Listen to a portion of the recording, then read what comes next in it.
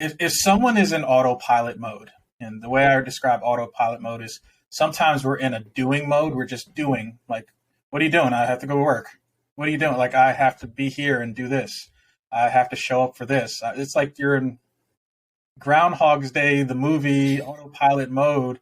So what advice would you have for someone that's in that mode that, maybe could use some encouragement to get out of that autopilot mode and start living for themselves? Because everyone always says, I'm too busy. That's going to be the biggest excuse. I'm too busy. Like, hey, why don't you go to the gym? Too busy. Why don't we get some drinks tonight? Too busy. I can't. No, I have no time. Like, why don't you take care of yourself and take yourself out and treat yourself to this? Too busy. So, like, what is your advice to those folks that are in autopilot mode? Wow. I mean, that's a great question. That's a loaded question too. So I'll be as brief as I can. I think one of the things that has really been helpful for me is to get uncomfortable and to make time for what I find as valuable. Like, time is one of the most valuable assets that we have.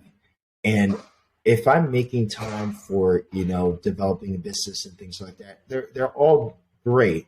But I feel like the most valuable time I have is spending time with people and also helping others, because that time is going to leave a legacy, and people are going to remember that time and say, you remember the time that person came and spent time with me or took me out to eat or something like that?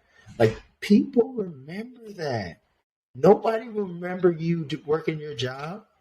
I'm just being completely honest. Nobody's going to remember that. They'll be like, you put in the time, you put in the work. They'll give you a little handshake, maybe a little trophy. I mean, that it is what it is. But I think what made the difference is, having the quality time and giving it to somebody, in a most valuable way. And I think that was the most important thing for me. Like, understanding that I have to value my time and get uncomfortable.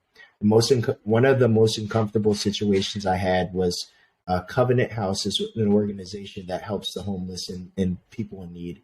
And I volunteered one time to spend a night outside, like homeless. And I will tell you, being outside in that cold overnight with my little cardboard and my jacket and things, which may feel like a Ritz-Carlton in comparison to those that are actually out on the streets, I felt very humble about going through that experience and understanding for myself that I was very fortunate. I mean, people have had nightmare experiences being out on the streets, but putting myself in an uncomfortable situation challenged me to really put things into perspective. Saying, am I really helping out somebody? Am I doing what I can to help them out? Am I doing the most that I can to help others? Not just about myself all the time, but saying, me as a person, what am I doing to best help somebody else? And that really put it into perspective for me. So getting uncomfortable and talking about that and going through the experience will really make a difference and put things into perspective for you. And what area was it? I remember a Facebook post about that, but what area was that in that you stayed outside? In Brick City, in Newark. Ooh, yeah, that's real. Like, so what was that like? Talk me through just how did you sleep? How did you get comfortable? How did you feel a little bit safe, to close your eyes and, call it a night? Like, what was that experience like for you? No, it's funny too, because my school was a couple blocks down. I went to Rutgers Newark. Mm-hmm. So, I mean, I got my car jacked in Newark. So, I mean, like, you don't feel safe. You don't feel safe in that area, even though it was like a little gated sector of where we were at. And we had our cardboards and our jackets and stuff. But ultimately, just being out there and trying to sleep, trying to bundle up, trying to stay warm, because you would try to rock yourself and try to stay warm and things like that.